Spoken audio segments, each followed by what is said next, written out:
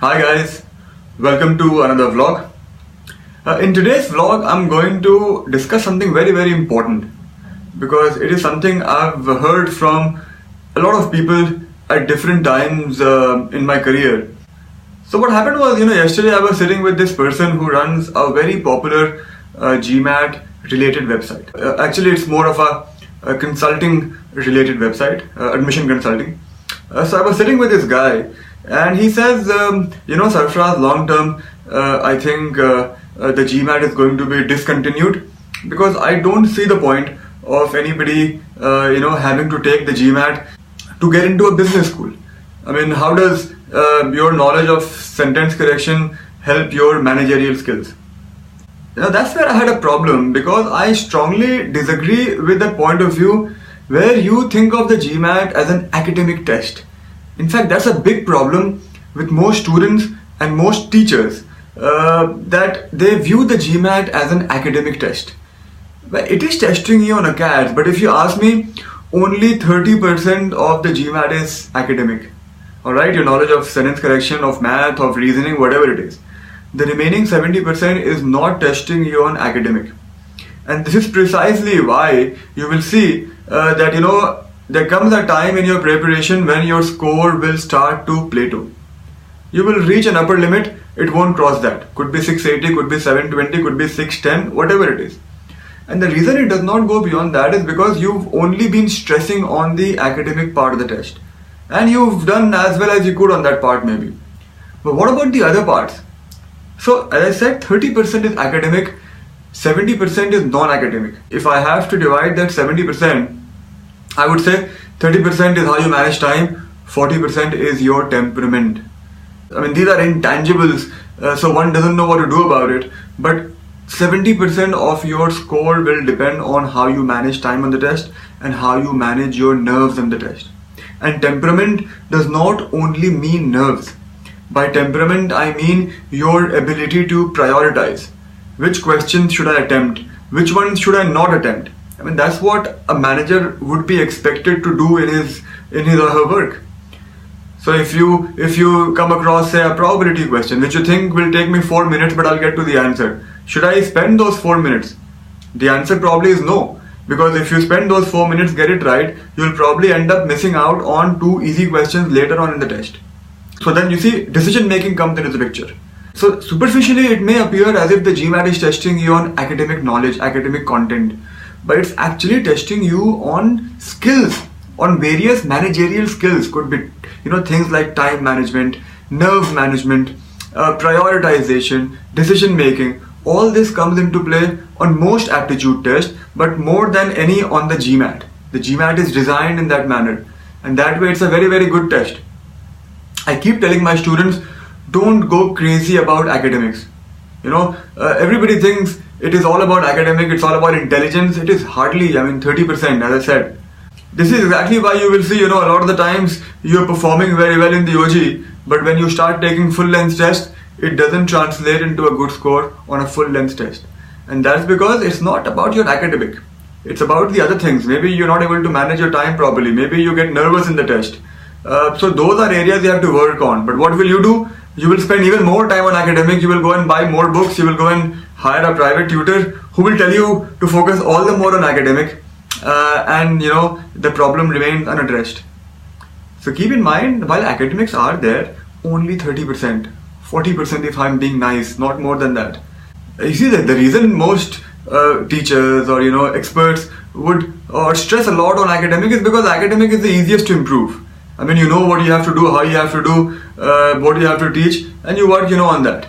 And this is precisely why if you are working with a teacher, if you are working with a tutor, hiring a private tutor, you must make sure that the person has taken the GMAT.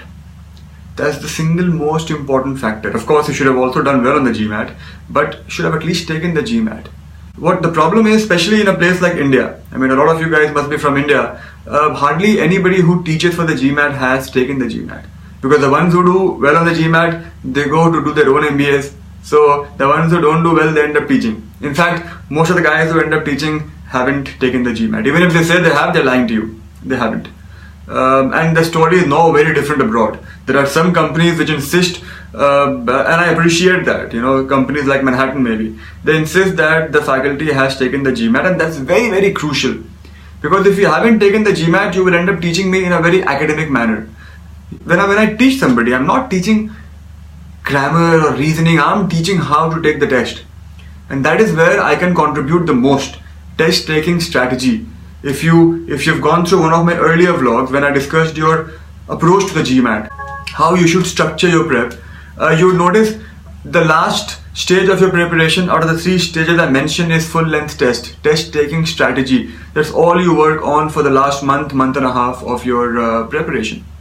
In fact, I can guarantee you most teachers who teach for the GMAT would themselves do very badly on the test.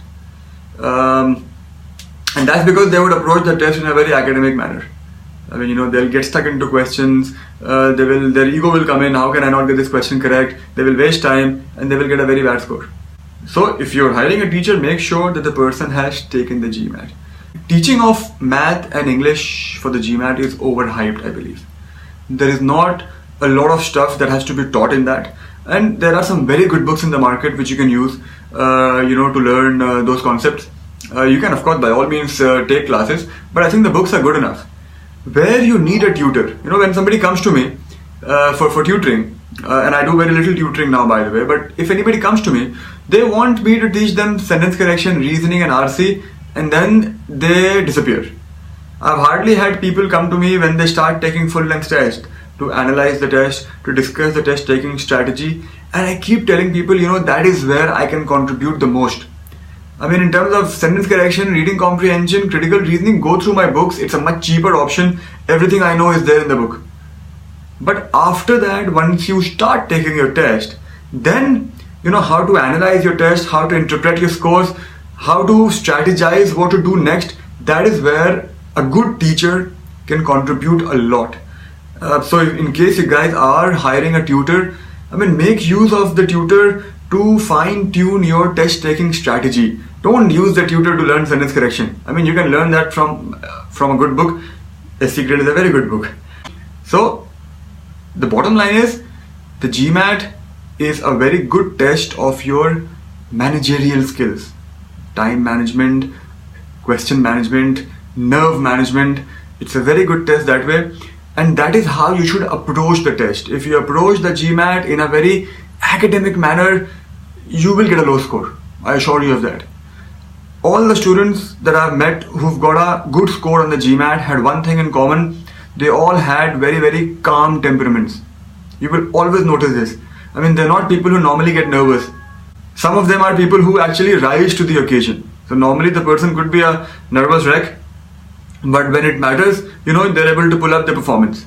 So do not approach the GMAT in a very academic manner. Approach it in a very strategic manner. Test taking strategy is the key to getting a good score on the GMAT. I totally agree with anybody who says that. And some people do say that.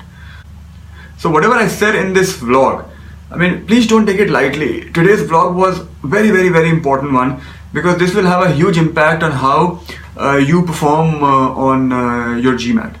So please watch it 2-3 times and understand what I'm saying and where I'm coming from, and try to incorporate this in your GMAT prep strategy. Any questions, please feel free to mail me. Any strategy related questions, don't ask me to analyze your test, I have no time honestly.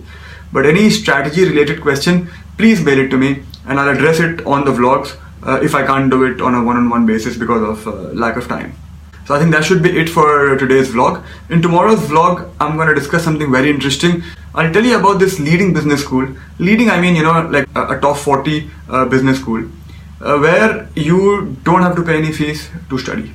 Yeah, they've completely sponsored the tuition fees of all their MBA students. So what school am I talking about? You'll learn about it in tomorrow's vlog. So make sure you watch that one. In case you guys like these vlogs, please make sure you subscribe because I put up a new vlog every day. That's my promise.